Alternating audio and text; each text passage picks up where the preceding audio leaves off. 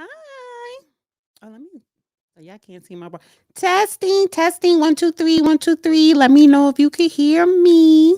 Hi, everybody. Welcome to Dana with the Data live stream. I think I am too bright,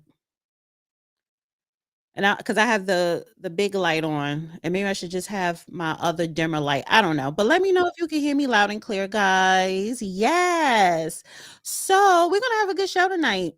First, I want to say thank you to Sabby Sab. I was on her channel yesterday. She had a panel. It's a really good panel. It's always exciting to be on her panel. So shout out to Sabby Sab. Thank you for having me. And thank you to Nora from the New Party, guys. Go to the New Party on YouTube and subscribe. Yes, yes, yes. Hi, Catellia, Lamont, Hans, Nia, Walter. Hello, Mel. Hi, everybody. Hi, everybody on X. Hi, guys. Please like, please share, please subscribe, and please hit the bell button to get all notifications. So, today we're going to talk about the migrant crisis. We have to talk about that liberal loser, Bishop Bud, another ghetto trifling ignorant liberal loser, Sexy Red, Al Sharpton, and of course Roland Martin. Yes. In that order. Of course, I'm having P. Ray come on. And as you guys can see in the thumbnail, I put liberal losers. So here's what we have. Donald J. Trump, President Donald J. Trump, he had his inauguration on January the 20th. This is his second term, 47th president. He was 45, now he's 47. And you have liberals, Democrats, and everyone else upset that he won. Get over it. It's time to move on. But you know what I'm starting to notice? I'm starting to notice, i.e., platforms like YouTube and other platforms, they are really giving more attention and spotlight and advertisement to the liberals who are anti-Trump. The bullshit is starting already. It is. Now, I'm glad Trump issued the executive order of censorship and free speech, but he just signed it. You know, does that mean lawsuits will be coming? Because I think that's necessary. Are you going to try and suppress the right, the Republicans, the libertarians, the MAGA people when you talk about social media on certain platforms? Mark Zuckerberg already got his ass handed to him, so he's on our side. So I think I need to probably start streaming on Facebook as well, and I think I am going to do that because he sees the light. However, and the reason why I'm bringing that up is because you have these Roland Martins and the Al Sharptons constantly disrespecting foundational Black Americans, ADOS, or just Black Americans, right? All this, freedmen, Black freedmen, right? Whatever you want to call yourself. However, constantly disrespecting, trying to scare Black Americans with this birthright citizenship executive order that Trump signed. It has nothing to do with Black Americans. And I'm going to talk about that later. But I went to his live, Roland Martin. That Negro had almost 10,000 listeners. His viewership doubled since Trump got inaugurated. And that is because they are turning the knob, his volume up, because he's pushing back. Well, we can't let that happen because what he's pushing out there is lies and misinformation and disinformation and ignorant stuff. So, like I said, I'm going to break that down because he is a liar. Oh, and Judge Joe Brown broke Roland Martin down to the very last compound on the X space yesterday. Guys, please follow me on X at The Real Dana and at Judge Joe Brown TV. That was a great space we held last night. Every Tuesday, it is Judge Joe Brown X space Tuesday starting at 9 p.m. Eastern. And I actually want to clip that and I'm going to upload it on the Judge Joe Brown YouTube channel. Yeah. So you had a Boule shield trying to equate illegals and LTGV with FBA's. Who did? I did not. So, but the first thing that we're going to talk about is the migrant crises, because that's been all over the news this week, especially today, and it's going to stay in the news. because we're going to get a lot of stories. There's going to be a lot of incidents. You're going to get a lot of pushback from these governors and AGs and all these people. So let me bring my girl P. Ray up, honey. Yes. Oh, where's she at? She done moved away from her seat. There she go. I had tried to close the window, but I am here. I heard you say P right now. Hustled on back to my chair. Hey girl, hello America. Dana with the Data family. Thank y'all for having me this evening. Yes. You came back. Did you ever get the headphones, honey? Oh, I forgot them. I got everything but that. I wish you would have texted me that one last time. Sorry. What did you get? I have headphones. I just didn't bring them with me. Remember, I told you I'm broadcasting from somewhere. So I'll be sure to put them here and tuck them away so nobody takes them from me. Okay. But yeah, thank you for having me. The sound should be okay though. No, the sound is good. Okay. Y'all even bought a new phone for you, so here we are. Okay, good. So listen, reintroduce yourself. People know you, but tell us who you are. I am P. Ray of Chicago Red. I am the founder and chair of our organization. We are a self-esteem organization. A lot of times people think that we're political, and we are, but the purpose of the organization is to give people civic education while pushing patriotic esteem. We let the people know that we are as American as sweet potato pie. And therefore, when we talk about making America great again, we are talking about the American Negro, the freedmen, the ADOS, the FBA, whatever you're talking about, we're talking about ourselves in the non-immigrant class. So we must be super duper ooper invested in the greatness of this country because our ancestors are buried deep, bone and flesh in this land.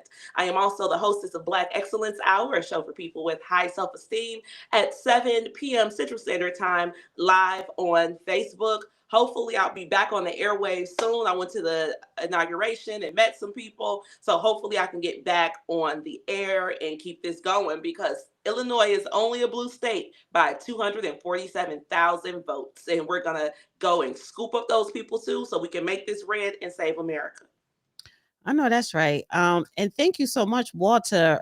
Early with the super chats, Pierre character sliding on the floor on his knees saying go.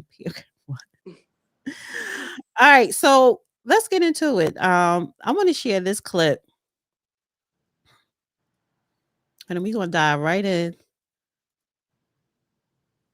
Where am I at? Okay, here we go. Let's bring in the new border czar to the president, Tom Homan, also the former acting ICE director. So, Tom, we were expecting, based on your initial schedule, that today roundups of criminal illegal aliens and the process of deporting them would begin. That seems to have been put on hold for a little while. When can we expect that to happen? Where will it begin? No, it started. It has started. ICE teams are out there as of today. We gave them the direction to prioritize public safety threats that we're looking for. So we've been working up the target list. There was some discussion about Chicago because the specific operational plan was released. So we had to look at and reevaluate, does this raise officer safety concerns? And it does. Mm-hmm. But we've addressed that, and teams are out there effective today. So critics were saying, okay, you're going to round up people's abuela, their grandmother, and ship them back to where they emigrated from. Who are the people that you're targeting, at least in this initial phase? Right out of the gates, public safety threats. Those who are in the country illegally that's been convicted or arrested for a serious crime. But let me be clear. It's not only public safety threats that will be arrested, because in sanctuary cities, we're not allowed to get that public safety threat in the jail, mm-hmm. which means we got to go to the neighborhood and find him. And when we find him, he may be with others. And unlike the last administration, we're not going to tell ICE officers not to arrest an illegal alien. So if they find others, they'll be arrested. So sanctuary cities are going to get exactly what they don't want. More agents in the neighborhood and more collateral arrests. No. President Trump signed a number of executive orders, as we pointed out, on illegal immigration. Here's what he signed. He declared a national border emergency, ended birthright citizenship, ended catch and release, reinstated remain in Mexico, designated cartels as foreign terrorist organizations, deployed active troops to the southern border, and end the use of the CBP One app, which many people were using to schedule interviews to claim asylum here in the United States. I want to take a couple of those, but let's first of all go with this idea of ending birthright citizenship. It's enshrined in the 14th Amendment. How, with an executive order, can the president change that? Well, first of all, President Trump's a game changer. Every one of the executive orders we worked on, and these are game changers. This is going to give us the most secure border in my lifetime. So great for him to do that. Birthright citizenship is a major driver of illegal immigration. I know I've done this over 3 decades. One of the first things an illegal alien does when they get here is get birth to U.S. citizen child. I think that makes him immune from our laws, right? So even if he goes to immigration court and loses his case, even though he's in the country illegally, he's convicted of a crime and gets to order removal, they think that the fact to have a U.S. citizen child would make him immune. We can't send that message to the whole world that you can enter our country illegally, which is a crime, you commit another crime, and you can even get removed by an immigration judge after expensive due process. But if you have a U.S. citizen child, you're off the hook. We can't send that message. We'll never fix the border. Right, but the 14th Amendment does. Real quick, I just want to pause it there. I want to know if you want to say anything so far to what was played. First off, we welcome ICE in the city of Chicago. I know that you guys across America know that Chicago people have street parties, and the police come to the street parties and they have the twerkers on top of the police cars. We are releasing twerkers for Tom, okay? We want everybody to come outside and greet Tom and the tanks that are coming. Right now, the operation is happening on the street. So I'm kidding about the twerkers, but I'm saying it's a group effort. However, I want to talk about the 14th Amendment because that was for us. See, guys, when we keep calling ourselves minorities, people of color, BIPOC, all that weird kind of stuff, it lumps us in with the immigrant class, and it literally allows them to usurp our political capital in order to advance their immigrant cause. So I thank Tom Homan for standing with the Negro. I thank Donald Trump for standing with the Negro and literally taking our amendments back for us, because they've been able to just use everything that our people had to literally bleed and die for to advance themselves and diminish us. All right, I'm going to finish playing it. Does not differentiate between somebody who's in this country legally or illegally. I'm not an attorney, but I don't think the 14th Amendment enshrines that at all. We have just as many legal scholars, constitutional scholars, say it doesn't really say that. So what President Trump is taking that action, we'll let Supreme Court decide that. Well, it's definitely going to go to the Supreme Court. I don't think there's any question of that. Designating the cartels in Mexico and elsewhere as foreign terrorist organizations. This is something that previous administrations have resisted doing because of the potential impact with the Mexican government. What tools does that give you that you don't have now to go after these cartels? Well, first of all, I've been pushing for this for a long time because these terrorist the criminal cartels in Mexico have killed more Americans than every terrorist organization in the world combined, right? Record number of sex trafficking women and children, but the drugs, the fentanyl, has killed over 250,000 Americans. So they need to be terrorist organizations. But that puts a whole weight of the United States government on them. Not only are we just going to deal with the operations of Mexico, but the Jalisco cartels in 43 countries around the world. So we'll work with other world leaders to attack this cartel all over the world and bring them to their knees. It has to be done.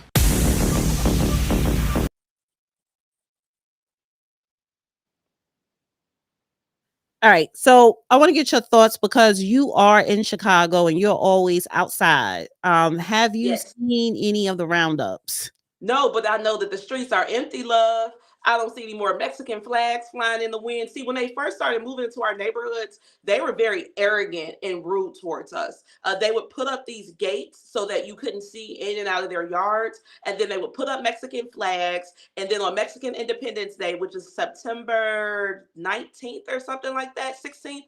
I know this because every year they shut down the streets. They shut down the expressways. They're shooting. They're acting a fool. And last year, the mayor rewarded them with that for their behavior by giving them a section of downtown for them to celebrate Mexican Independence Day. And again, we took this as an affront because we're like, yo, y'all trying to say Mexicans got on boots, but that's okay because now Tom Homan and my Donnie are back in the office. See, this movement happened right here out of the west side of Chicago because they were playing with us. We love our neighborhoods, you all. Chicago is such just a rich place full of pride and history and good old Southern love. And so when we started to notice that people were coming into our neighborhoods, buying up our properties for cash after the banks had tricked us out of them, it definitely became very, very personal. It also became very personal when those buses start coming up here, and then they put those kids in the schools, and then our kids started getting sick. Remember, last April, we were the epicenter of the measles outbreak in North America. Right now, one of my homegirls has a child at Lurie's Hospital right now getting a biopsy on her neck because a growth is coming out of it, because they put those kids at that school, and a teacher whose child does not go to the school told her, after you get your child's biopsy results, please share them with me because my child has that growth too. So this is not about the abuelitas and all these people who are like, oh, these people are so, This is about our safety and security. It costs a lot of money to live in this city. It's cold in this city. You got to put your coat on every day and figure out how to get some money to pay your taxes. So if we're doing this, we got to focus on ourselves. They gave the opioid settlement money away to the illegals when our people need rehabs. Real life rehabs, because the cartel is here. And I'm glad that he said that the cartel is going to be designated as a terrorist organization, because they're definitely terrorizing my hood. Absolutely they are. They don't mind arming the boys and having them shoot and kill each other. They don't mind selling fentanyl so that my homegirls are being found on their back porches dead by their children. I got 2 friends that overdosed on fentanyl right here on the west side of Chicago, because we live off of 290, which is literally called the heroin highway. It's the connection to the rest of the country. So they're literally selling $1 billion worth of heroin right here off the west side of Chicago. So if you all know people on heroin, that money is coming, that drug is coming right here from the west side of Chicago. They traffic it from Mexico to the west side of Chicago. El Chapo went down because of the west side of Chicago, and then it created this power vacuum where all these people came, and now the terrorism is worse. So if my local government's not going to do anything about it, we want the feds, because every time we get any type of reprieve in this city, it comes through the federal government. So God bless Tom Homan.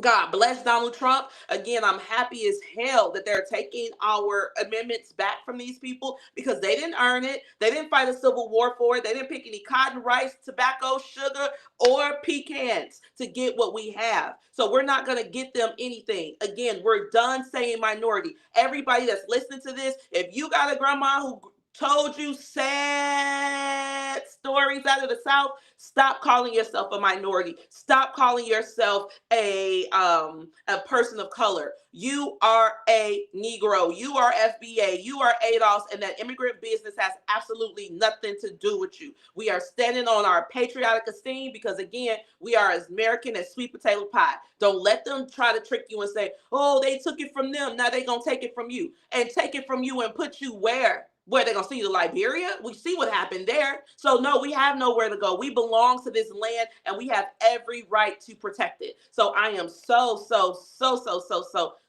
happy that all of this is happening, because nobody's more American than the Negro.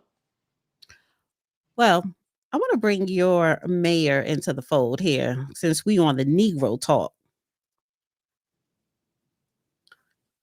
So I don't know how long ago this was, but apparently, he's calling the illegals indigenous. So let me just play this clip real quick. Mayor Brandon Johnson at yesterday's MLK Interfaith Breakfast saying Chicago will never turn our backs on those seeking refuge. Now, what I do find interesting is that when 30,000 Ukrainians sought asylum here in the city of Chicago, nobody said a mumbling word. But all of a sudden, indigenous people who are trying to get to a land that was robbed from them through colonization, they want me as a black man to be mad at them? You gotta. Mayor Brandon Johnson at yesterday's MLK Interfaith Breakfast saying Chicago will never turn our backs on those seeking refuge. Now, what I do find interesting is that when 30,000 Ukrainians sought asylum here in the city of Chicago, nobody said a mumbling word. But all of a sudden, indigenous people who are trying to get to a land that was robbed from them. So he's calling them indigenous. So first off, these people are South American. We live in North America. So they're not the same people at all. It's so stupid and asinine. It's funny that you bring this up, because again, we live in the same neighborhood. So where I am right now, Brandon Johnson's house is 5 blocks to the south of where I'm sitting right here. So we are in the same circles. And so I was at this preacher meeting and they said the same thing. So I got my pretty little self on the mic and I told them the same thing. These are South Americans. These are not the Potawatomi who live up here. These are not the Potawatomi were here in Chicago. The Iroquois were here in Chicago. These are South American Amazons. And if we're saying that they're indigenous, why are the Native Americans taking them to the reservations? Want to know what the Native Americans did? They went to Congress and said, wait a minute, y'all got to stop these people from coming here because now they are infringing on the sovereignty of our land and give us the right to deport them. That's another thing that happened last year. So again, Brandon is an idiot. I mean, and I said I was going to stop talking about him and just focus on the policies, but he is so embarrassing. This man was a social studies teacher in the Chicago public schools, and that's the type of logic that he was imparting in the children that he was teaching. That's why they took him out the classroom. He is stupid. That's the stupidest thing that I've ever heard in my life. It is offensively stupid because we are indigenous. My people are straight from Chula and Greenwood, Mississippi. Baby, I'm Choctaw. So you can't tell me that these people kin to us because they're not. We have nothing in common with them. And the 30,000 Ukrainians who came here legally. They didn't come in through a hole in the gate. They went to the embassy. They got their fingerprints taken. They got their pictures taken, and they were brought in properly. So it's even insulting to the legal immigrants for him to try to lump them all together. But he thinks that everybody is stupid just like him. So he just keeps on saying these stupid things. Brandon Johnson hates Negroes. Matter of fact, I'm going to get a shirt that says that. Brandon Johnson hates Negro people because he does. And he is aligning himself with the socialist agenda of the Chicago Teachers Union. And Ms. Dana, I encourage you to Google Chicago Teachers Union visits Venezuela. They've been going there literally for over a decade, knocking on these people's doors, telling them to come to Chicago. Why? So that they can advance their socialist agenda. And that's not right because this is a democratic country. So I am going to do my part after hearing this to make sure we get that Negro up out of office. They have just passed the bill so that we can recall the mayor, and we're going to make that happen. And we're going to see how the indigenous stand up for him. How dare he say that about us? I'm sorry that I'm so angry, but that's just so asinine and frustrating. Let me ask you this question though. The 30,000 Ukrainians, right? Are they temporarily? Because I think they should be, because the Haitians, when the earthquake happened over there, they got temporary residents here, temporary. And I think it was 2 years. So that was when Trump was president. So when it expired, Trump was like, okay, you got to go. So is that the same sentiment, the Ukrainians? Is that the same deal for the Ukrainians? Because I think that's only right.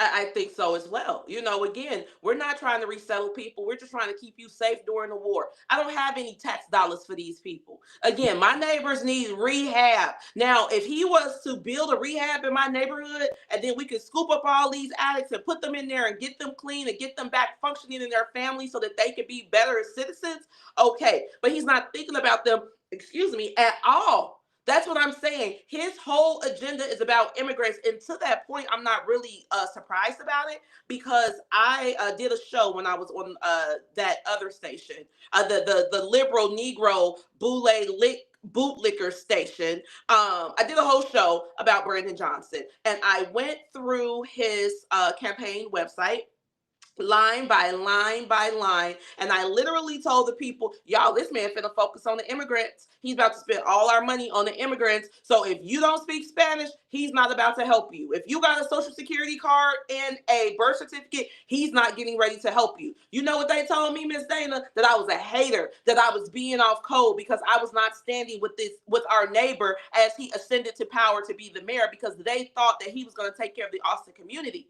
And we see that is not his priority. So now everybody's like, oh, I don't know what to do. No, yes, you do. It was on the website. All the people who helped get him in office, this is on y'all. But again, he is an embarrassment. It is very frustrating. It is, and I say too, he needs to tell people that he's from Elgin, not the Austin community. The Austin community does not produce punk ass men like that.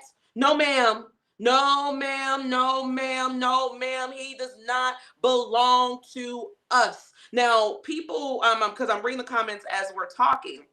we have to understand that the Negro is a hybrid. We are ethnically North American. We are African, European, and Native. That's what makes us unique to the North American continent, our native bloodlines. And I'm going to stand on that. Okay, I don't care that we come from other countries or that we came from Africa. Sure did 300 years ago. And those Africans mixed with the Choctaws and the white folks down in Mississippi to get me right here with this thick hair on my shoulders. So Right. I know who I am. I know what I'm standing for. And I don't feel any guilt about anything that this country has done to get us right here, right now. This is our country, our land. And if he wants to push this indigenous conversation, send them to the reservations. We don't want them on the west side of Chicago. So this here, because you reposted and you said, this is what happens when you choose to break into America. Don't be swayed, fellow Americans. Call ICE today. And it was a woman, migrants in Ciudad Juarez. Yeah. Juarez, waiting for their CBP1 parole appointments, learned 20 minutes ago that the app shut down. And this was on January 20th, right? The same day Trump was inaugurated. So this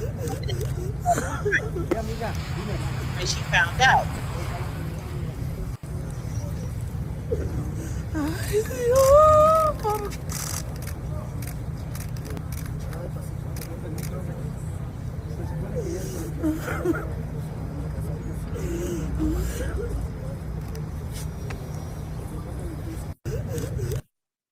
I mean, listen.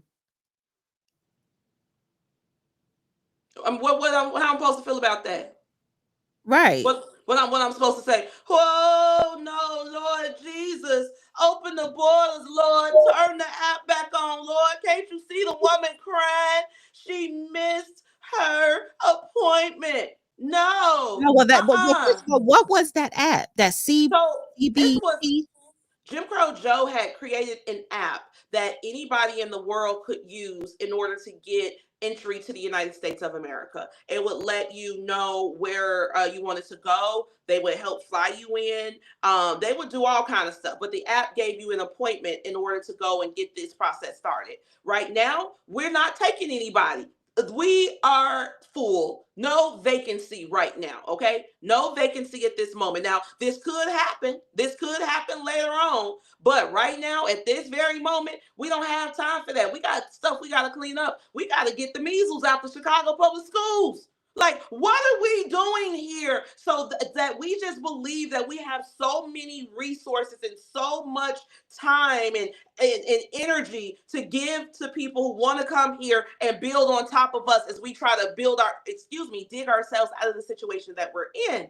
I'm over it. I am over it. I am over it. I don't care. My heartstrings are not being pulled. America do not be swayed by this. They're about to show you a whole bunch of crying kids right now in the next 30 days. And when you see those kids, you say, Lord, bless their heart. And that's all you better say, because we got a literacy rate right now in the Chicago public schools for Black kids that sits at 8%.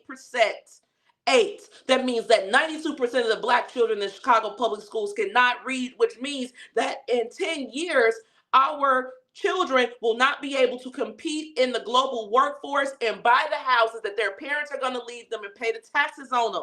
Like, we got to think big, but we're not, because they keep on telling us that we should feel sorry and we should feel bad and, oh, these people are indigenous. Absolutely not. Negroes, y'all better focus on the Negro. That's it. That's all you better focus on, because if you focus on the Negro, then that, friends, is an American conversation, because nobody is more American than us. Everything that we push for ourselves will improve this country, because we are the foundation of this land. And I also want to let you guys know that we are not in some united fight with non-white immigrants against white Americans. No, we are not. The only ally that we got outside the Negro is the white American, because they have the same tie to this land as we do. So we better get with it. We better get with it, or you will be left behind. But right now in the city of Chicago, we're not for any of that. Brandon Johnson is trying to talk loud and kind of diminish our movement in a way.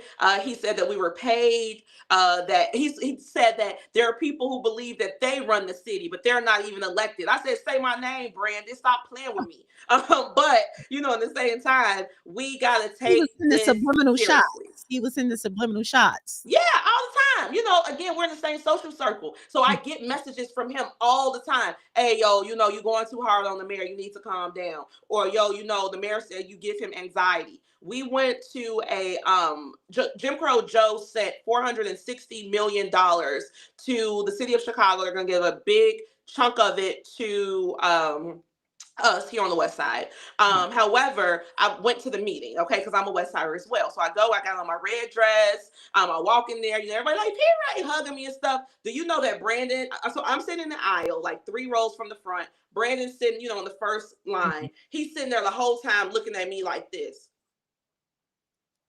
So I looked at him and I winked. Yes, rolling his eyes. That's why I looked at him and I winked. Wink. I see you too. So then it was time to take a picture with the big check. I went and took a picture with the big check too, standing right there with him, because I am a citizen. I am a resident. I am a community stakeholder as well. So he got to get over it. There's absolutely nothing that he can do. Every time I go on national news, he sends the boot man down my block to boot my neighbors. I mean, just weirdo kind of stuff. But that's okay, because we're not going to stop, because again, we're speaking to the self-esteem of the people. The self-esteem of the people. And if you get the people's self-esteem, it doesn't matter what you tell them in all these emotional stories, because they will know that they're better than the lie that you're telling. So one last thing I wanted to bring up that came out today.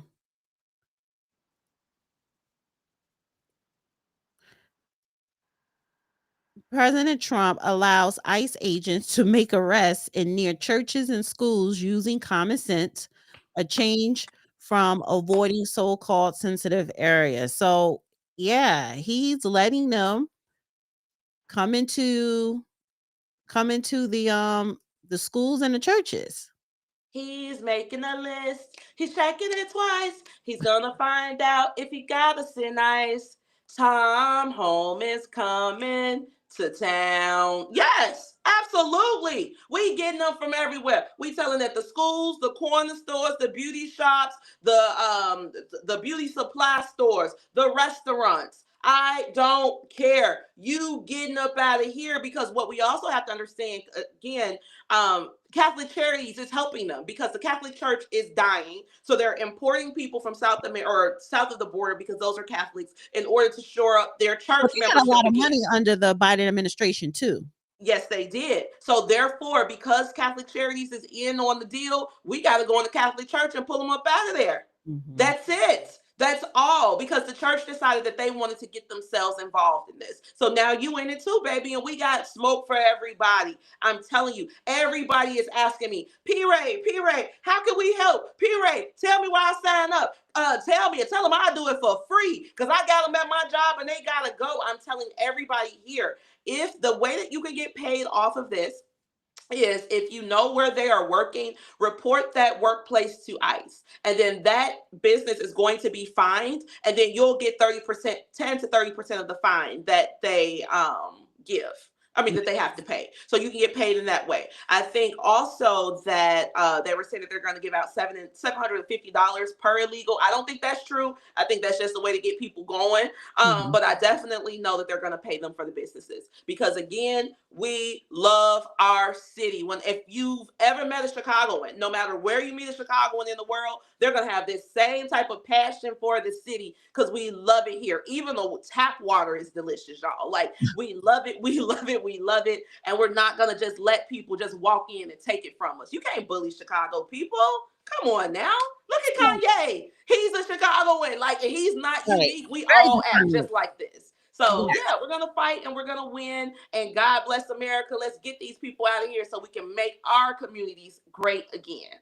So let me just read this part here. It says federal immigration authorities will be permitted to arrest people and carry out enforcement actions in and near places such as churches and schools, making a departure from longstanding policy to avoid so-called sensitive areas.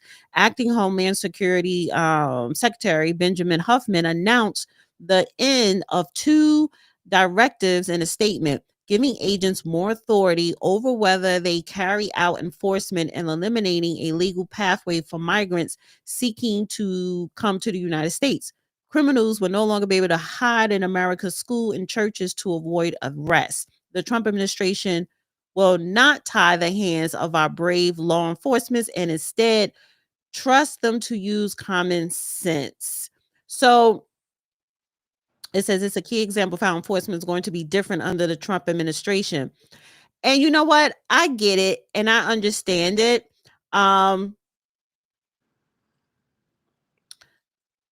Here's the thing.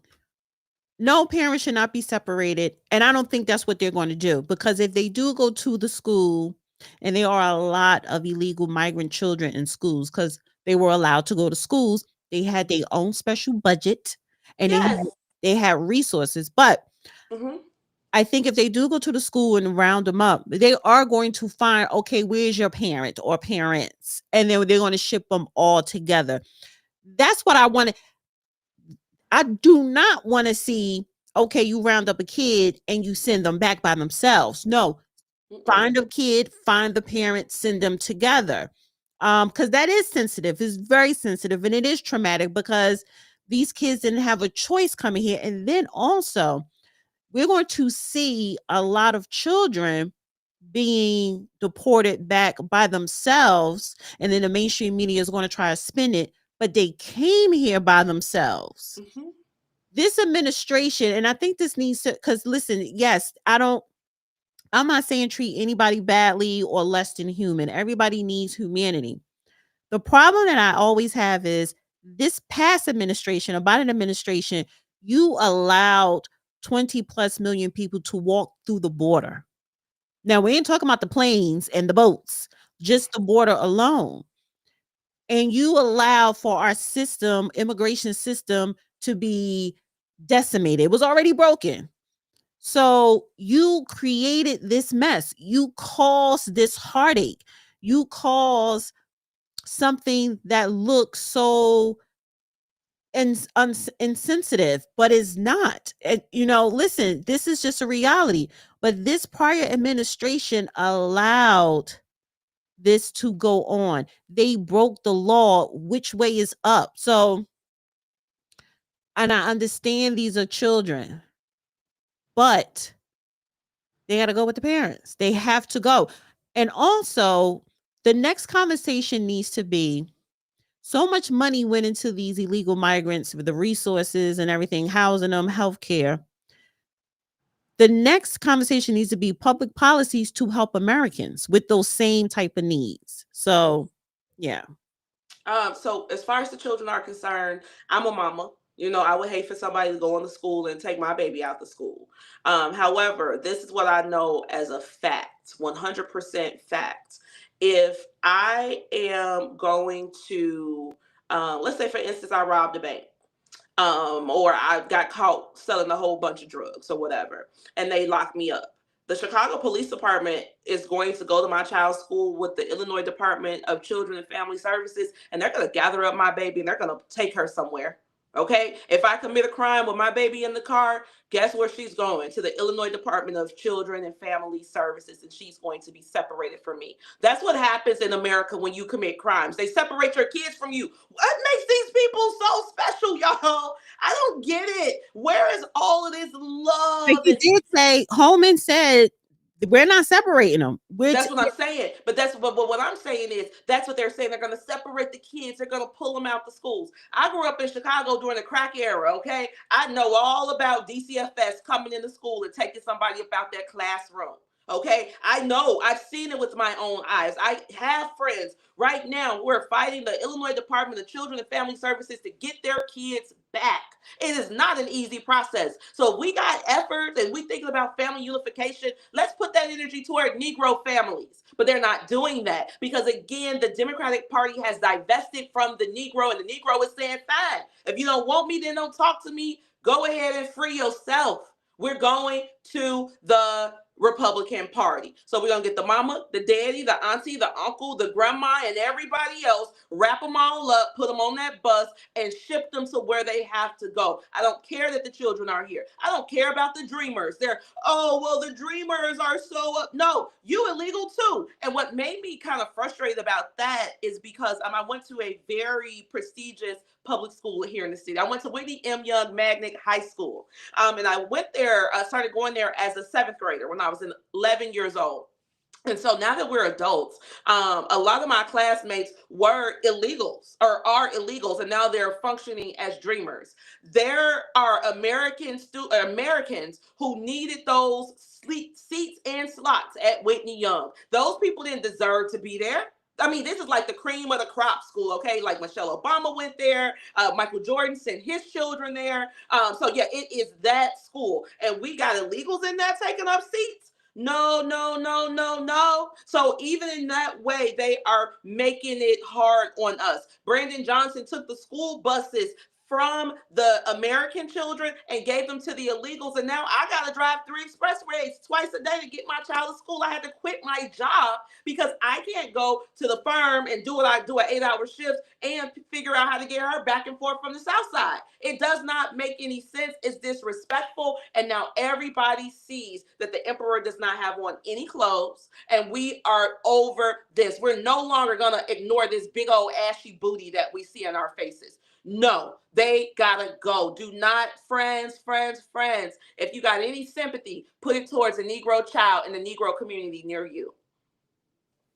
Yeah, too much damage, too much taken advantage of the American taxpayer dollars has been done for 4 years, and people are fed up, so it is what it is. It is what it is. But listen, thank you, P. Ray. Thank you, Ms. Dana. Thank you for having me. It's always a pleasure. And I want to leave with this because, again, I'm reading the comments as we're talking. Wait. Yeah. So I see one comment says, so P. Ray is saying the so-called migrants causing all this trouble. So you say, I guess when you send them away, the ninjas will stop killing one another. Are you going? That's the comment I was gonna respond to. Number one, stop playing with me. Do you understand me? I've lost an uncle and 2 first cousins and multiple extended family members to gunshots on Chicago sidewalks. Donald Trump came to this city and solved 3 murders in my family through Operation Legend. So I don't need anybody to play with me when we're talking about people getting murdered in this country. Okay, that's an issue that we are definitely dealing with. And in the same breath as I'm saying deport these people, I will also say we need a real live 2025 crime bill to deal with all this criminality that's going on. Make crime illegal again, because the illegals get to be here and break the law. We got people shooting people, getting out of jail, selling drugs, getting out of jail, pimping kids, getting out of jail. So there is complete lawlessness in Cook County. We want justice in Cook County on every single level. And if we can't get it from the Cook County courts, I encourage people to get it from the feds like we had to do. Stop playing with us. Do not ever mix up the criminality that we are suffering from, that we are mourning from with these illegals. Those are 2 separate issues, and you're being disrespectful. Don't do that to us. Thank you. So tell people where they can follow you and support your organization, Chicago Red.org, which is a 501c, honey. And yes, y'all do get public policies passed. Yes. Yes, we have. Yes, we do. Because we set on business with Chicago Red. So you can go to chicagored.org and donate to the cause. We do everything, parties, voter registration, conferences. We just came back from the inauguration. Our goal is to shake a hand and make a friend so that we can literally change the face of what Black Chicago is. And then you can find me on Twitter at Chicago Red P. For some reason, I'm search banned, so you got to dig a little bit for me. but you will definitely find me. My Twitter is a riot. I have a ball on X. And then you can also find the show Black Excellence Hour on Facebook, and that's 7 p.m. Central Time on Sundays. And we're winning, y'all. We're winning. We're winning. It's count it all joy. It is such a blessing to be in this position. It's a blessing to be the leader. It's a blessing to lead my people on to better things, because count it all joy, guys. It may seem like it's dark, but we are literally getting back to the top of the mountain where we belong as Americans. Yes, Chicago do need to stop voting Democrat, and that is what P. Ray is trying to do. She is trying to turn Chicago and the state of Illinois red. So go to chicagored.org, sign up to the mailing list, and donate to support, which is very important. All right, P. Ray, thank you so much. See you next week. Ciao. Mwah. Bye, y'all. How I do this? Okay. All right. Love P. Ray. So I want to spin right into Roland Martin because I want to stay on this birthright citizenship that we were just talking about. So let me go to Roly Poly. Oh yes, honey, I'm going to cut up that clip when the judge went ham on Roland Martin. So here goes Roland Martin, and this is the Tether Luke message to FBAs. Boy, bye. Roland, and thank you. Who is this? B&B Roland. Doctor have a message for B1 FBA folks about what they're about to get with Trump and his administration. Yeah, I don't know who Empower Network is, but we ain't about to get nothing but some money and some more rights. This is actually they're saying this is the golden age, the Trump administration. This should be the golden age for Black Americans. This is what it is with Trump. That's what we about to get with Trump, the golden age, because this is about going out and getting it and making it happen. So Roland Martin and Dr. Gray Carr have a message for B1 and FBA folks. This was a couple of weeks ago, I believe, but I came across this and I said I wanted to talk about this and break this down.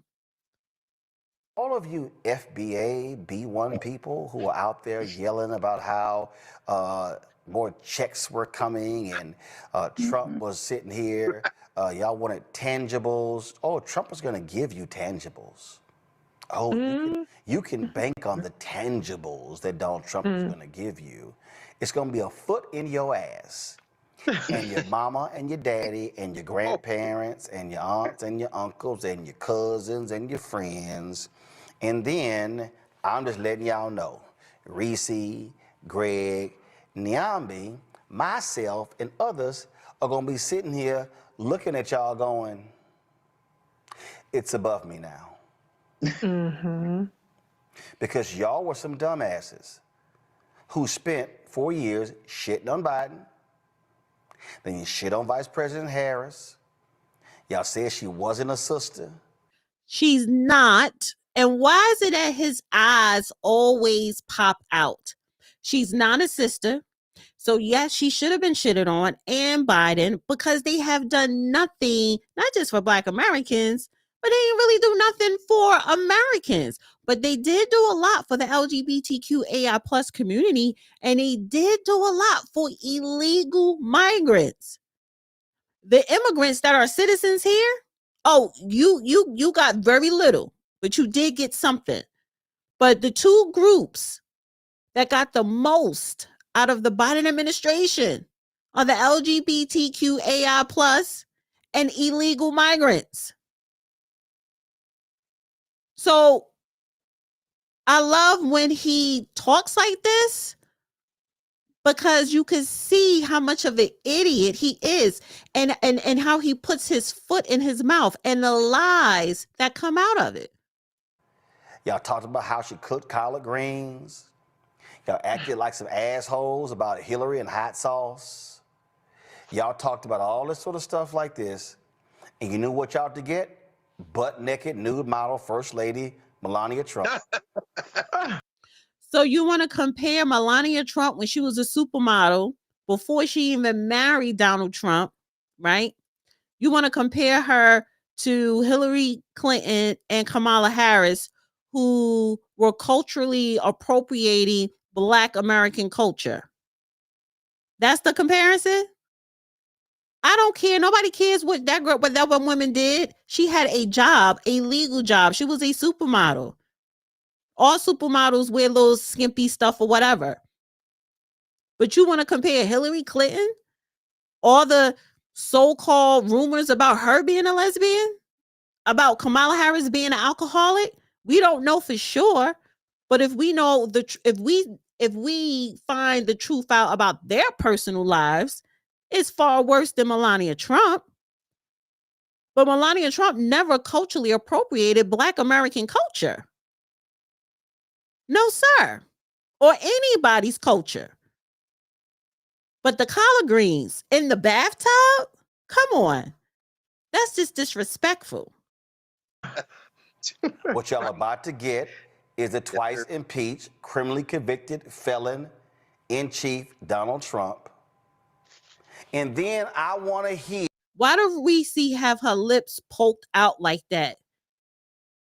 Now, it's a lot of things I don't agree with her on. I like the way she stand up for Black women and Black girls. But Miss Stain, you giving everything about Black women with an attitude with those lips poked out.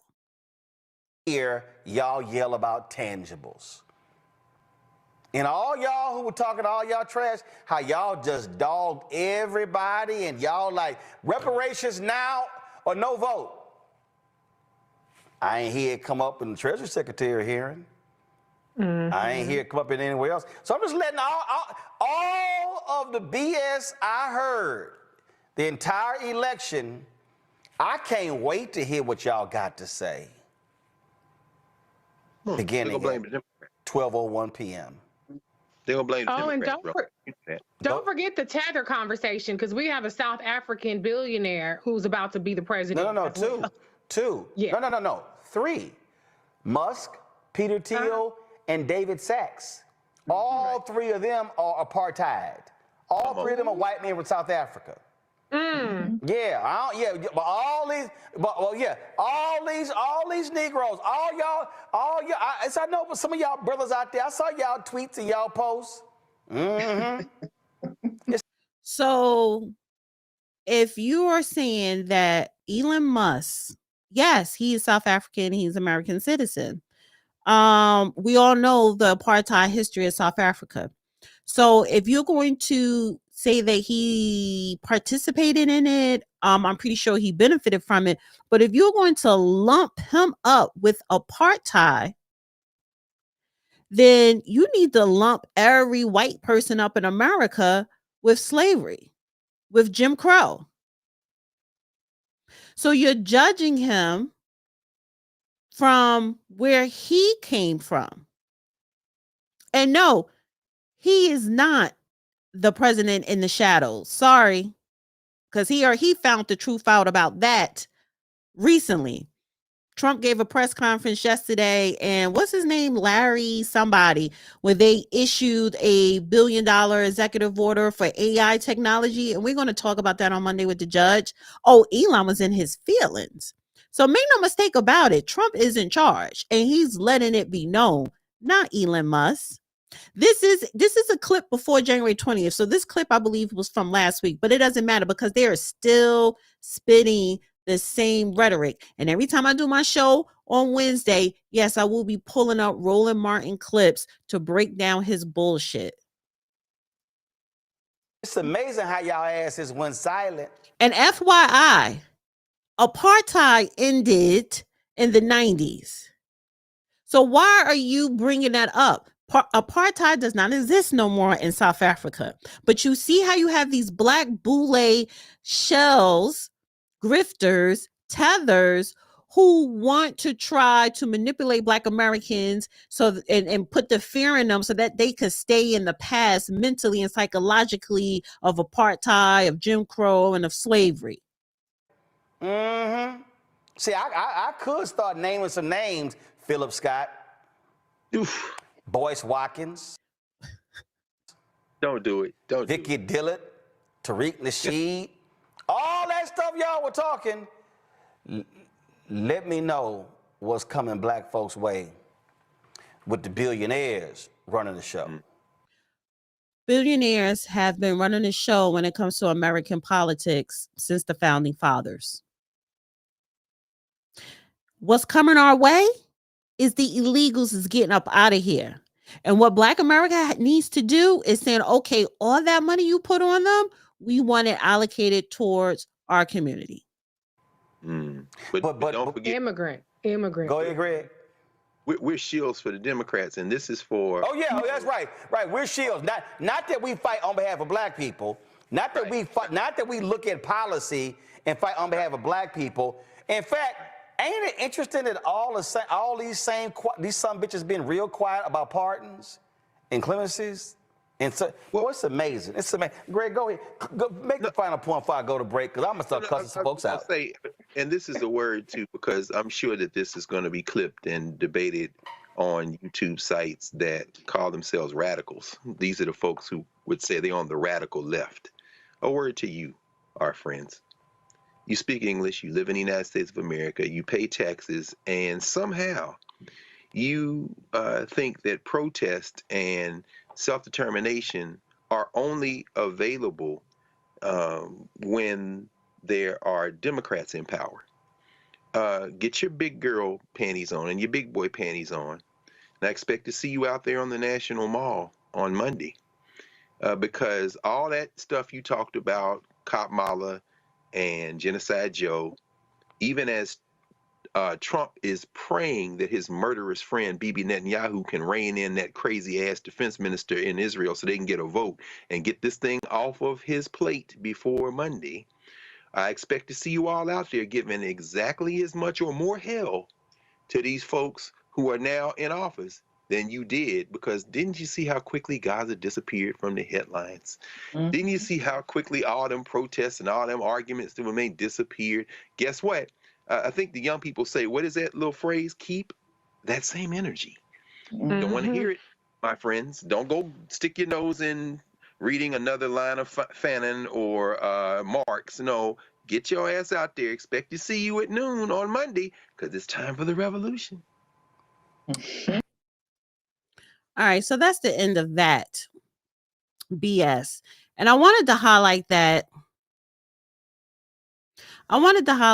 Because, and I wanted to go here because Roland Martin has been talking about birthright citizenship, the executive order that Donald Trump signed eliminating birthright citizenship. And I'm trying, no, that was 6 days ago. Okay, so he talked about that today. I thought he would have clipped it because I'm not running through his whole show. But I wanted to bring up Roland Martin because a lot of things that he speaks about, because I did catch him talking about birthright and saying that, oh, it's going to be a problem for Black Americans, right? That it's going to affect us. And it's not.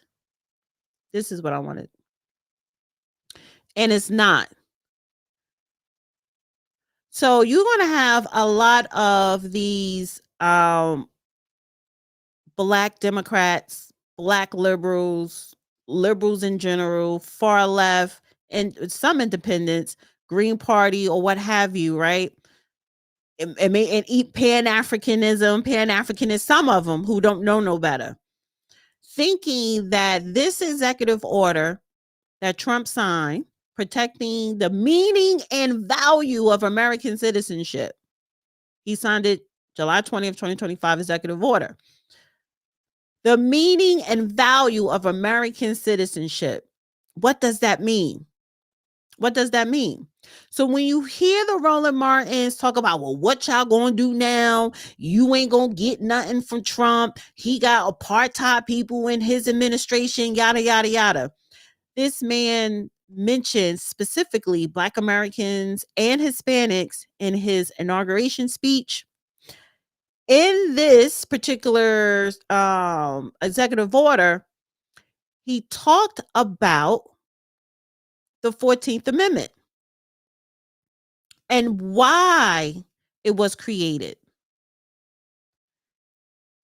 Section 1, the privilege of the United States citizenship is priceless and profound gift.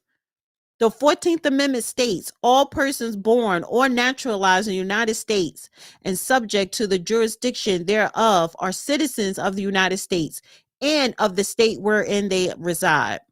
That provision rightly repudiated the Supreme Court of the United States shameful decision in Dred Scott versus Sandford, 60 U.S., which misinterpreted the Constitution as permanently excluding people of African descent from eligibility of the United States citizenship solely based on their race. But the 14th Amendment has never been interpreted to extend citizenship universally to anyone born within the United States. The 14th Amendment has always excluded from birthright citizenship persons who were born in the United States, but not subject to the jurisdiction thereof.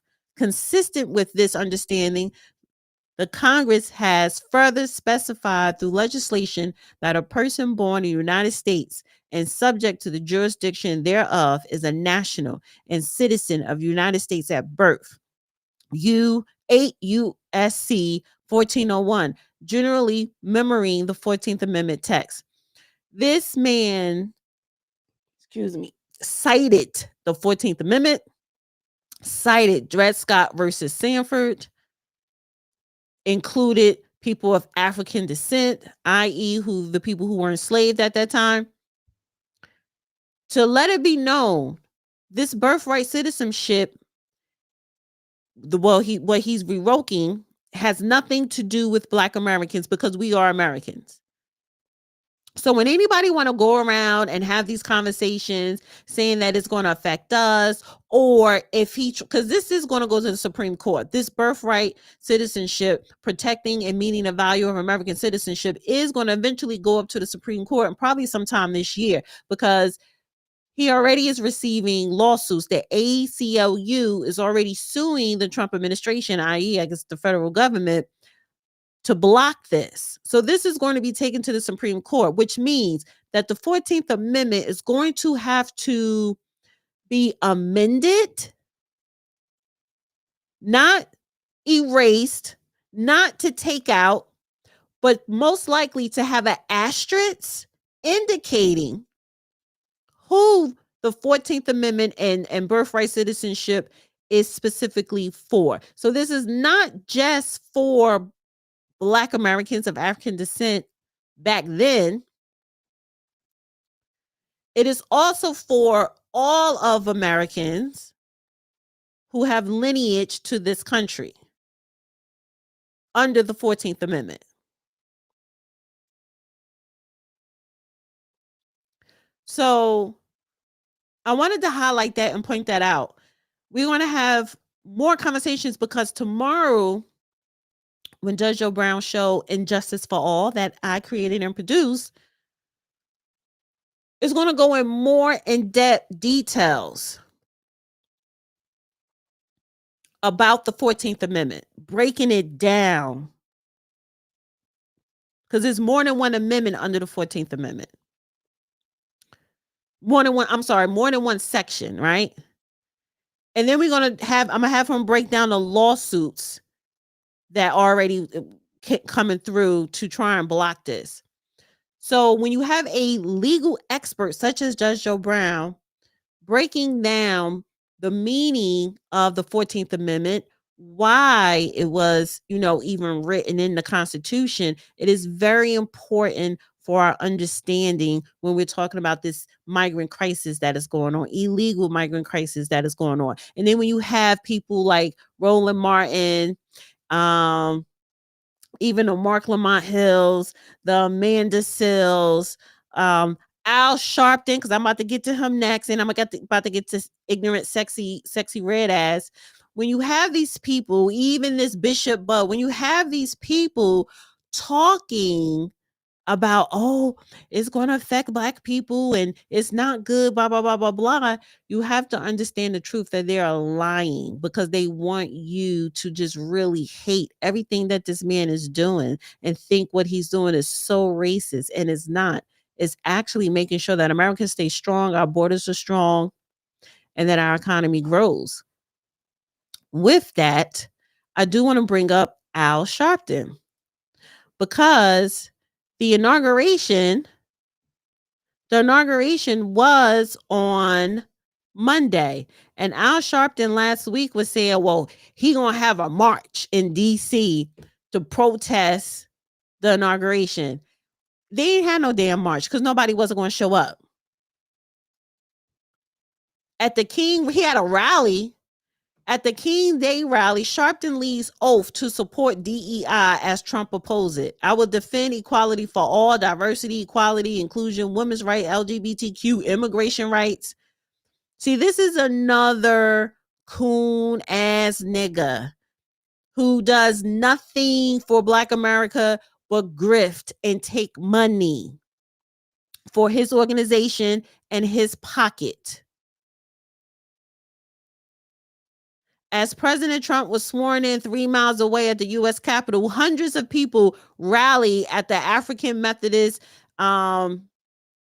Episcopal Church to make a Martin Luther King Day pledge to support diversity, to support DEI in direct opposition of Trump. So what? You are not in charge. He eliminated DEI throughout this nation on a federal level. Hundreds of people at a church. But he had over 250,000 people at the damn arena. Nobody cares what you were doing. Nobody cares about Al Sharpton except for these plantation Negroes who are mentally still enslaved. And that is exactly the direction that I'm going with my Dana with the Data podcast. I'm going to be highlighting the left and the right because I'm coming from you Black politicians, Black Republicans too. That's next week. But back to Al Sharpton. I'm going to be highlighting and exposing and presenting their bullshit and their lies. He's a con artist. What public policies has Al Sharpton ever tried to support and rally to get passed for Black Americans? Nada. But you can sit up in a church and sing old ass hymn songs.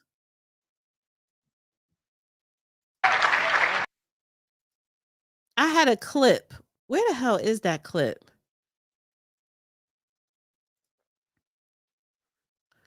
Where's that clip at? I had a clip. Oh my God. He must have took it down off his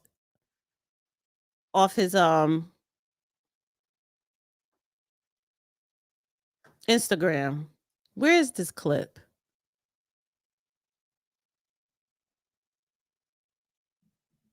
It's not here. It's not here. Let me see.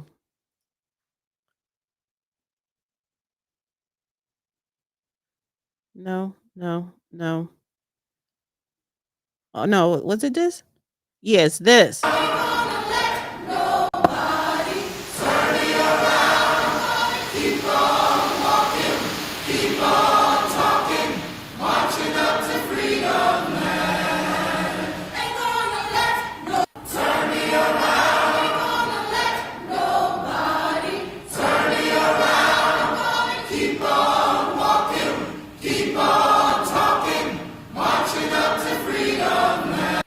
Why are you singing this old ass civil rights hymn? Ain't gonna let nobody turn us around, honey.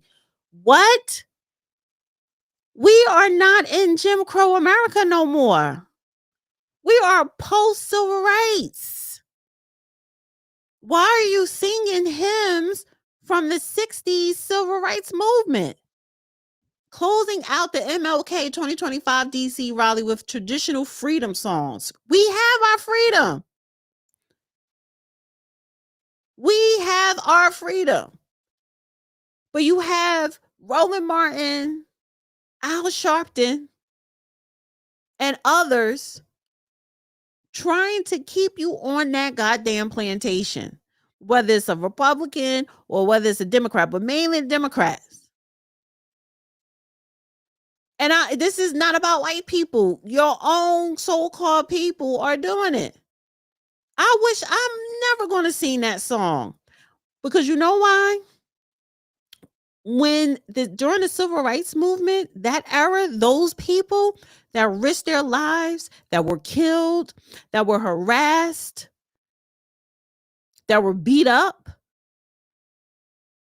that had to deal with so much shit just so I can sit up on YouTube and run my mouth and don't have to worry about none of that. I've never have to experience that. My kids don't have to experience it. My grandkids never have to experience it. So why am I putting that in their head? Now, they will know the history, yes. But I'm not there. I didn't experience that. I experienced the aftermath that came out of that fight. That's why they were fighting for me and for my grandkids, not to still be singing those same tired ass hymns. Like, it's not even funny. It's actually pathetic.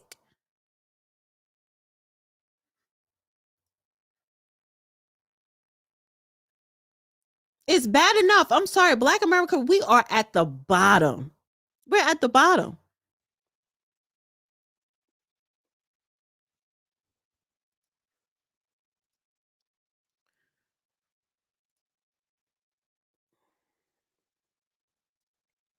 No. There are a lot of let me put it that way. There are other groups of people who come here and in 10 years, 20 years, they surpass Black Americans. Yes, we need public policies. Yes, we need reparations. Yes, we need restitution. But you're never going to get it if you don't demand it, if you don't know how to advocate and push and get public policies, if you're not working together, pulling your resources and your money together, creating organizations to get public policies in our favor, to petition, to go down to Congress and make these politicians give us what we want, to make sure that who you vote to represent you on a state and federal level is doing their job. This is not going to get us anywhere. Standing in the church and singing ain't going to let nobody turn us around. But these are the very same people keeping Black people down.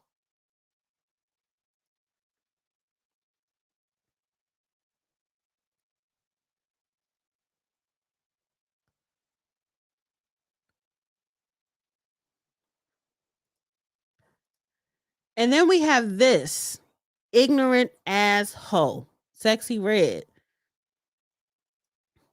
And she a hoe. I don't care. She posts this on MLK Day. And so this is the problem. You could stand in a church and sing these old ass hymns with no plan, but you're not reaching back to the youth, educating them, because this was stupid and idiotic. Why are you playing with our history? Now, I don't know if Sexy Red is a teller or not. It don't matter. It does not matter. You don't disrespect our icons who literally sacrificed their livelihood and their life so that your dumb ass can run around here with all these tattoos and red hair and shaking your ass, and it's probably funky, talking about how you want to sell your pussy. He didn't die for you to sell your pussy or you to talk about your booty hole. So Bernice King, his daughter, had to check her.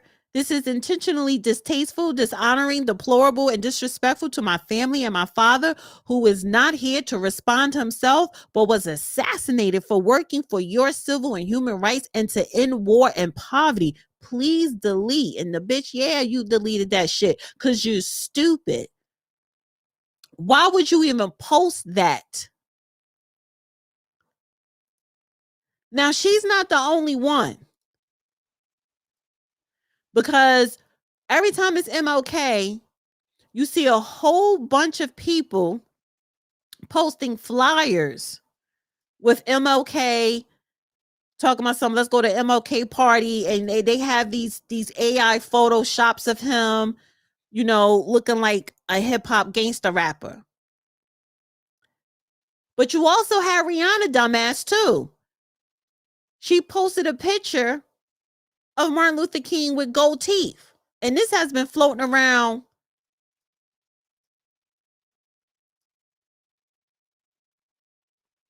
for years. Okay, what's going on here? Okay. She caught backlash for this. Rihanna fans outraged over disrespectful MLK banner. She was an idiot for doing this. And she is non-FBA. But it doesn't matter.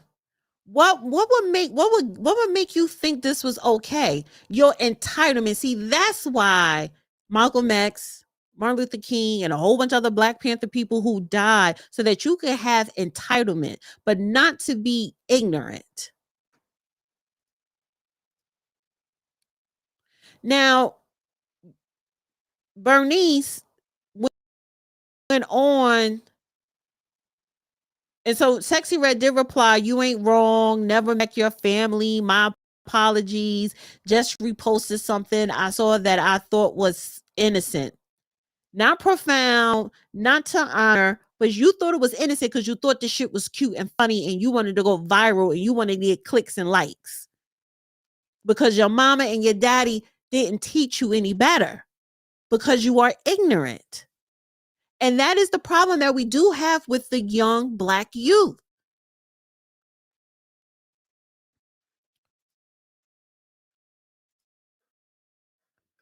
Now, it was another clip that I wanted to highlight from Bernice. Let me actually go to her thing.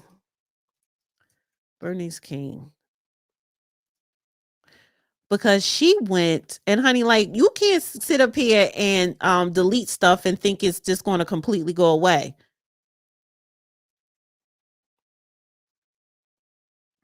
Where is it? So this post is unavailable. Okay, fine. So when she told her to delete it, she put, "Please don't project your thoughts onto me. I don't believe Sexy Red to be a degenerate, ghetto, or trash." Well, bitch, I do. She's all those things. She's ghetto, she's trash, she's a degenerate. She is. So you tell her to take it down and you check her and letting her know he died so your dumb ass can have civil and human rights. Basically, so your dumb ass could twerk and look nasty. But then you go and you want to coddle. You want to coddle her ignorance. You want to coddle the ratchetness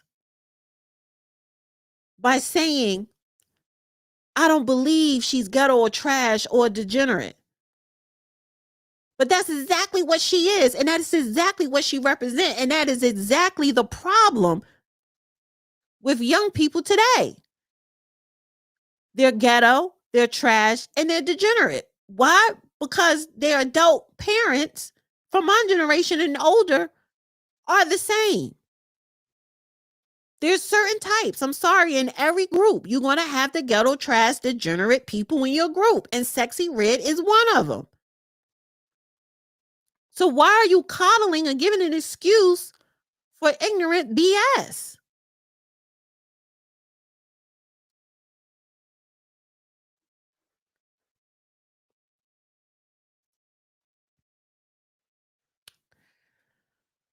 One last thing. Guys, please hit the like button. Please hit the like button. Please hit the like button. Thumbs up, thumbs up, thumbs up, honey. Yes. One last thing. And I'm gonna read off the super chats.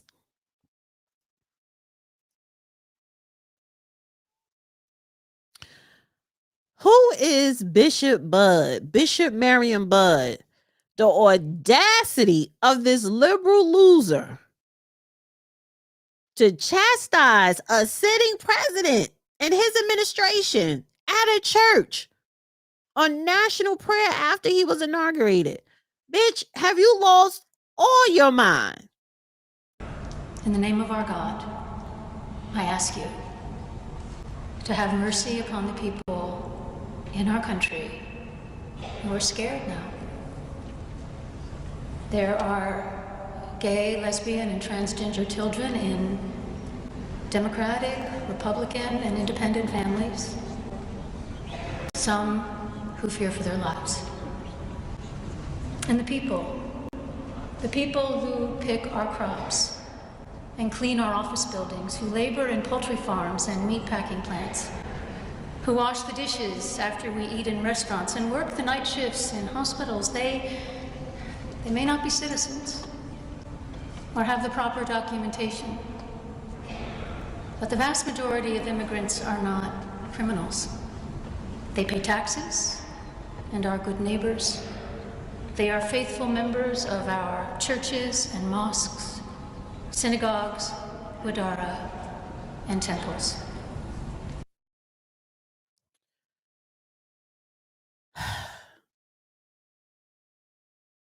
Basically, she's talking about the illegals. And transgender children in Democratic, Republican, and independent in our country who are scared now. Why are they scared? Why they're scared? Are they scared because I came here illegally and I shouldn't have came, but the Biden administration said I could come and I thought that Kamala was going to win or Biden was going to win and then I could be a citizen within a year? So now they scared that Trump is in office and he's cleaning house like he should because you broke the law. But you want to sit up here as a bishop and incorporate state and church? This is what makes America great because we have separation of state and church the way it should be. He came to church for prayer and guidance and spirituality and all that stuff, not to have you lecture or chastise him on something you know nothing about. And you're talking about transgender and people who work at the restaurants and clean the hotels. Well, why are they working there, taking jobs from American people? Did she even mention one thing about American people who are starving or the homeless veterans? No. How dare you push your bullshit agenda and ideology on a sitting president? And Trump said, you know what? She was unprofessional and she was rude and she owes me an apology. And I have to agree with him. Did any other bishop or preacher or whoever get up in front of the national prayer service and lecture the sitting president? No. And she looked like she probably was gay. Even though that has nothing to do with it, but it has something to do with it because you want to insert your lifestyle and your people's agenda onto him during church service, which is very inappropriate. If you wanted to express concern, you should have spoke to him after the service, one-on-one.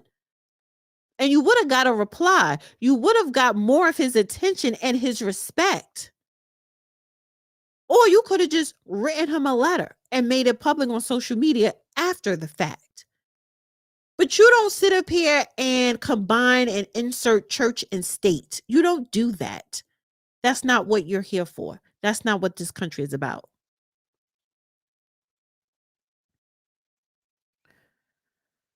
You know, and he stood there, honestly, very, very demure, very professional.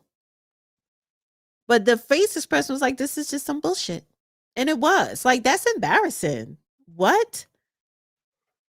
You can't fire them, but I'll tell her relocate her ass somewhere else. Assign her to another diocese somewhere. F out of here. Guys, I think that's it. Let me get to the super chats.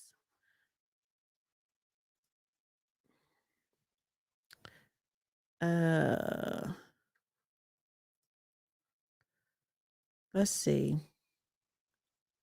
Here we go.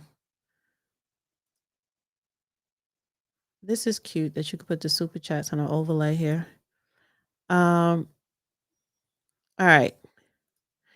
Thank you, Walter Wilborn says peer character sliding on the floor on his knees saying goal. Thank you, Kelly. Dana, so you on Sabby channel and you stood up like a true patriot. You was talking that conservative talk. Salute from Los Angeles. Thank you, Kelly. Yes, that was fun. But you know, listen. These liberal talking points, honey, y'all need to get y'all facts together. Y'all just need to get it together. Y'all need to come a little bit stronger. Y'all just need to get it. Because you know what liberals sound like? They sound like they want a fairy tale. They want feel good. They want the land of make believe. And I'm sorry, this world is hard. This, it's not really a good place. Life is life. The world is world. This is the, what do you call it? The food chain, in the animal kingdom. Like, who sits at the top? Like, I always want to be on the top of that food chain, but there always going to be people trying to eat you. You're talking about survival of the fittest. This is not fairy tale, make believe, feel good. Let's all, kumbaya. No, life doesn't operate that way. This world doesn't operate like that. So liberals, y'all just living in a fantasy world. And honestly, it's not a fantasy world. Y'all just be grifting on some bullshit because that's how you make your money. And they have a lot of money, these liberals. They're not poor. They're not poor. They talk about the poor, blah, blah, blah, and the poor needs this, the poor needs that, but they never do anything to actually help the poor. They make money off the poor. Hotspot. Black people in America aren't Americans. We're Africans in America. No, honey, I'm American. I am not African. If that's the case, everybody is African because the first human being came from Africa. So if you want to call me African, then the white person next door to me on where I live at on both sides, they're African too. Because I'm just as, or if not more American than them, because I do have indigenous lineage here by way on my mother's side.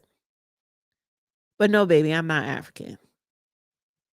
I'm African to the point of, what you call that, sapio species of humans, but my lineage is not Africa. Sorry. Love you. All of these presidents and leaders work for the Nazi organization called AIPAC. Trump works for them too. Good luck, family. Not necessarily, but you're right that AIPAC contributes money, millions and millions of dollars to politicians, not just presidents. But it's not just AIPAC. It's oligarchs from all organizations, billionaires from everywhere. It's not just AIPAC. Stop just putting everything on AIPAC. Learn about the other organizations that controls DC. Will you call it the shadow government or whatever? Learn about those. That's just a soundbite, a talking point that's easy for people to regurgitate. Go a little deeper. And that rabbit hole is deep. Yes. Because the Rockefellers are not AIPAC. And that money is still powerful and long today. They still have connections. They still have the puppet strings on politicians here and abroad. So go a little deeper with that. Khalif. Oh, no, that we already got. So you on that. All these presidents. Okay, that's it, I guess, right? Let me check to see if I ain't missed somebody. All these presidents. Yes. Okay. Oh, gold. That's what it was. It said gold. That was a super chat. I'm reading the description. Okay, pair character. Okay, it was a goal. All right. Listen, guys. Thank you guys so much for tuning in. Please hit the like button. Thumbs up, thumbs up, thumbs up. How many likes do I have? Oh, likes are good. The likes are good. Did I miss anything? No, I covered everything. Thank you again to P Ray. Thank you again to P Ray. Yes, Rockefeller, Rothschilds, Vanderbilts. Yeah, and then it's a lot of organizations. If we do research, like it's come on, that rabbit hole is deep.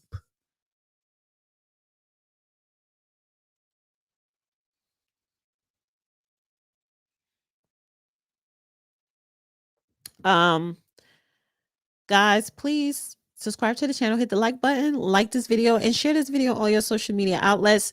Shout out to everybody watching on X. And thank you again to P. Ray. Love her. Every Wednesday, she is part of this show. She comes in, she's talking about the migrant crisis, what's going on in Chicago. Go to her website, her organization, www.chicagored.org, www.chicagored.org, chicagored.org. I'm always putting a link in the description and in the chat. So go support. I meant to put it, pin it in the chat, but it's going to be in the description and in the comment section. I'm sorry. But yeah, go and support chicagored.org. They're doing great things. They are about public policies. That's why I love having PRA on here. Not because, listen, she knows what she's talking about, but she's doing the work. What work is she doing? She's creating policies and getting them passed that benefits Americans, all Americans. And it benefits the Americans where she live at, which is Black people. But they benefit everybody in the state of Illinois. But she is getting public policies. That is the focus, public policies. Trump just signed over 200 executive orders. Public policies. That's what it is about. That's when you want to see results. Not holding hands and rocking back and forth, talking about some we shall overcome. You ain't gonna get nowhere doing that. Because even during the civil rights movement, when they were singing and marching, they had the lawyers filing lawsuits. Oh, so I meant to mention, and Al Sharpton calling a boycott. Boy, bye. You should have called the boycott a long time ago. But during the civil rights movement, yes, they were marching and singing, but they had the lawyers issuing lawsuits. They had the politicians staying in their ass, white and Black. It wasn't a lot of Black people there. Adam Clayton Powell. He was very instrumental when you talk about the civil rights movement. So they had different things going on. They had the public policies, they had the lawsuits, they had the marches. Everything was strategically done. And so you can't just sit up here and go to a church and sing hymns and complain about Trump and think you're going to get somewhere. That's the grift. That's the bullshit. That's the lie. That's why Black people are at the bottom, literally. So going forward, when you see my content, it is going to be catered more around Black America, but it's not what you think. I'm going to be calling out, because my next video I'm going to do, oh, honey, I'm coming after you, Black conservative organization. Y'all Black Republicans, because y'all pieces of shits too. What do you call that? Black conservative something, or Black BCP. I don't know, but I'm about to break down that whole organization because they're frauds. They ain't doing shit for Black America, but they're taking in millions of damn dollars. So I'm going to be exposing the assholes, the liberal losers, the grifters. Yeah, the scammers. Whether you are a person, whether you are a politician, or whether you are an organization. Yeah. Or I don't care if you're a Republican, and I damn sure don't care if you're a Democrat. I'm going to talk about Jasmine Crockett, her ass. I'm going to talk about all of the Congressional Black Caucus, because they don't do shit either. I'm talking about everybody. So with that, have a wonderful week. And I will see you guys in the next video. Bye. Good night.